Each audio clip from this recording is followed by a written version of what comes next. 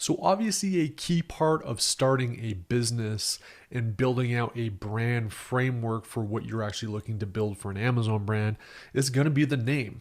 And so the purpose of this video is really going to be to review the process and frameworks that you can leverage and that I like personally for naming a brand. Now remember, the context of your customer archetype really matters here.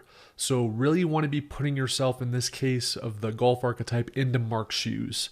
You've got to really empathize with Mark, pretend that you are Mark searching for golf related products on Amazon, and think about the kind of naming conventions that will really draw him in, that will stand out versus what else is on the page when he's searching.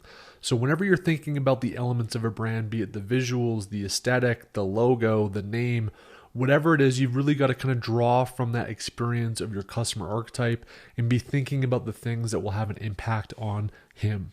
So a couple frameworks that I really like to keep in mind when naming brands. One, it's got to be relevant to the category. So it's got to have some kind of a niche application that at least aligns with what it is that you're selling. I think it's obviously got to align well with the archetype and kind of fit what they're looking for. Here's an important point. It's got to be niche. So that's kind of where it's relevant to the category and aligns with the archetype, but it's got to be broad enough for expansion, right? So in the case of a golf brand, let's say that my first product's going to be a golf bag. I don't want to name something golf bag because it's possible that I want to get beyond the category or subcategory of golf bags and other stuff that's for the archetype. So we maybe want to have it oriented around golfers, but we don't want to pin it down to a specific product type or subcategory that's going to pigeonhole us from expansion down the line. And then finally, like anything, there's always these legal traps that we've got to be aware of. We absolutely want to make sure that we've got a shot at actually trademarking this product in the marketplace that we're looking to kind of target. So in the US, that's going to be the USTPO kind of trademark and patent office. So ways that you can kind of look at trademarking to overcome it if it looks like it's got some risk. You can look at misspellings, and you can also look at the category specific kind of trademark. So even if the name that you're going for is trademark, but if it's not in the kind of product category type that you're looking at, you can still get away with trademarking it. But speaking from experience where I've actually had to change a brand name on Amazon after the fact, it is not easy to do. So we want to try to clear the risk as much as possible by doing a thorough trademark assessment before we kind of land on a name, because it's super important to get that trademark, to get brand registry, and to protect the brand for the kind of products that you're looking to sell. I'll plug in some resources on some options that I've personally used and that I personally trust in terms of getting this trademark assessment done. But in this presentation, we will go over some of the surface level analysis that we can do when we're coming up with brand names from a brainstorming standpoint. So how do we come up with inspiration for potential brand ideas and to kind of cultivate the brainstorm? We're going to get into a couple of them now. The first thing I like to do is just to really look at iconic brands or brands that I think are cool in the specific archetype I'm looking at. So in the golf space, one of the most iconic premium brands is Titleist. They primarily make really high-end golf clubs. A lot of pros, a lot of casual amateur golfers really respect Titleist as kind of a namestay brand. This is kind of like one of the Nikes of golf clubs. And you can kind of see the aesthetic of their brand. It's got kind of a cool typeface, kind of clean, really kind of high end. So Titleist is one that I'm kind of thinking in mind as I'm kind of sculpting my own brand. Another one that's a little bit more D2C, but kind of heavily aligned with Titleist, and you can kind of see customer archetype maybe fits in with what we're doing, is something called Sunday Golf. So they make kind of golf bags and other things that are really popular on Instagram. So this is an aesthetic that I've kind of been paying attention to.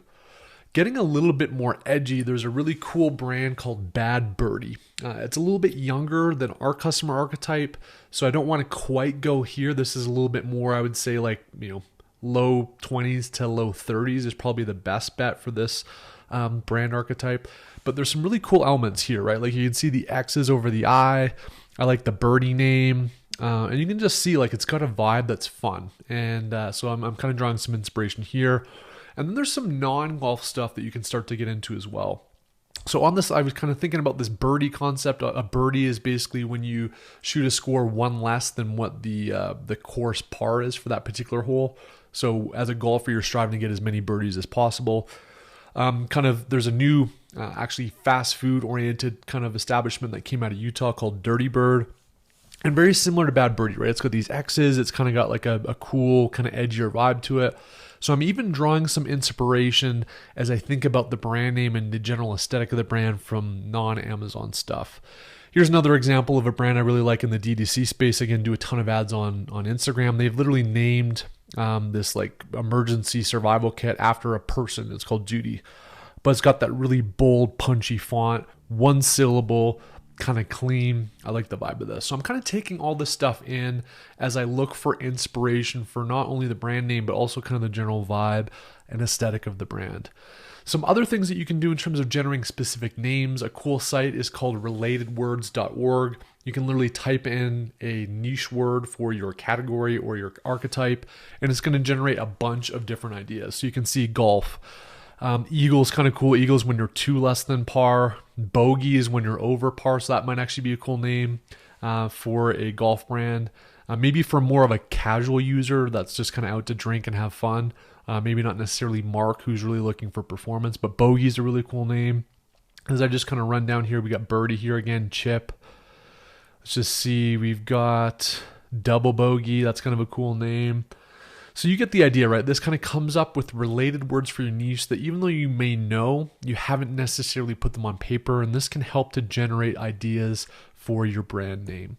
Another couple approaches. One is a site called Squad Help. You can actually run contests to name your brand, so you can kind of set a brief on what you're looking to do with your particular business concept, and then it opens up a contest, and then there's people that can come in and help you come up with ideas for naming your brand. I think this is really helpful if you're a foreign seller where English is your second language.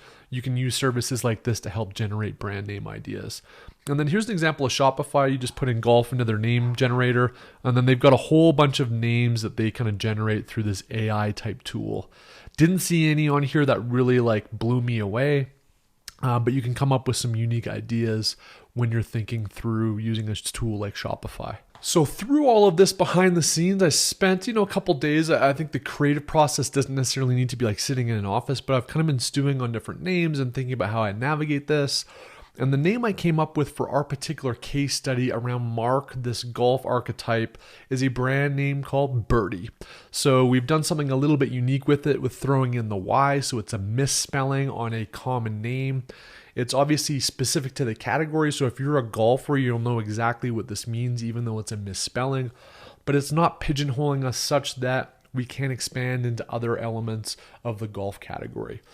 So some things here that I really like about this name. It's relevant, it fits the archetype, and it's niche but expandable. So I'm going to go over to my computer really quick here and go, in this case, because we're looking at the US marketplace, we're going to uspto.gov, which is where you can conduct trademark searches. So if you've got an idea that you're thinking, hey, this might be something, I'm then going to come into the trademark database, go to the basic word search, and then I'm literally just going to type in the name that I've got. You can see I've done a couple searches here already. And then anything that's live here is one that you want to double check on. Again, because we've got multiple things here that actually have the name Birdie in it, that doesn't necessarily mean that it's taken for golf as a category. So if I look at this first one, just click on it.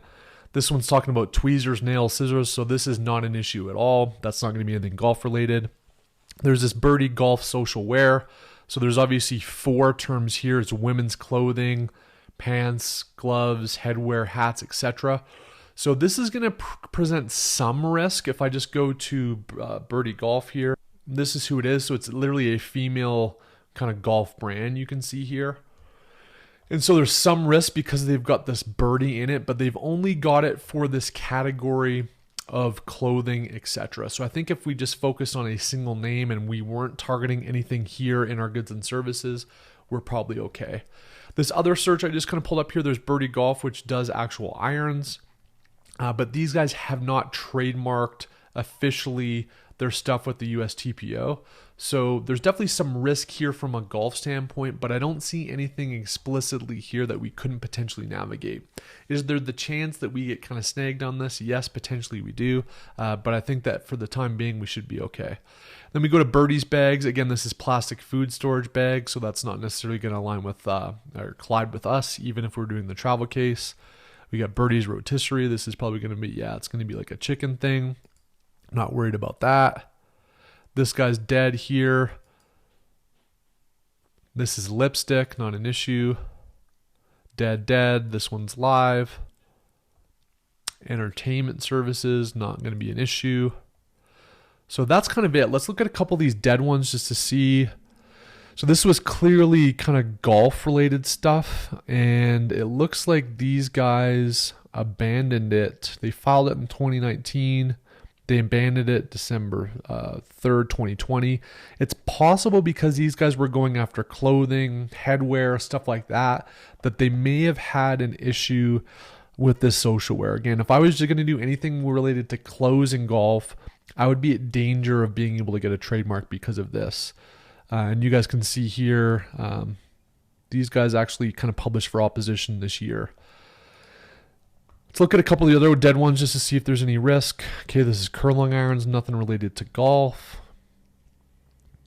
This is sunglasses, not a concern. These guys are pants, etc. They abandoned it way back in 2009. These are golf covers, etc. And they abandoned it in 2013.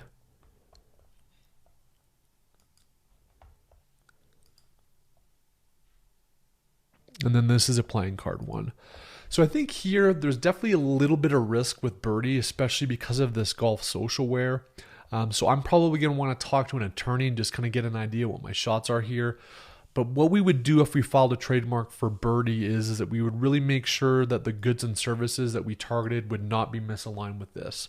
The examiner at the USTPO is going to find this brand, and they're probably going to make an explicit request that we never go into this before they would kind of move forward with our trademark. So that's typically what's going to happen here. But I would probably get in touch with an attorney and just kind of see what my shots are and just be at least aware of the risks. Some other things that you can do is you can add secondary words to differentiate. So if I felt like there was a little bit of issue with Birdie, maybe I could add like Birdie gear or Birdie something else. That again is broad enough to expand into multiple categories within golf, but at least gives me a little bit of a differentiator from this Birdie golf social wear. But that's the general approach that you look at with USTPO. If you feel like it's too much risk or you don't want to run the chances of having your mark be changed down the line where you have to change your name on Amazon, go back to the drawing board and find another name that you can leverage and do the same process again, kind of working through your customer archetype, how unique it is it expandable, and then do your USTPO check or the check for the trademark in whatever country you're looking at selling in. But we're going to roll forward with the name Birdie for now and gives us a basis to create further brand elements for this business.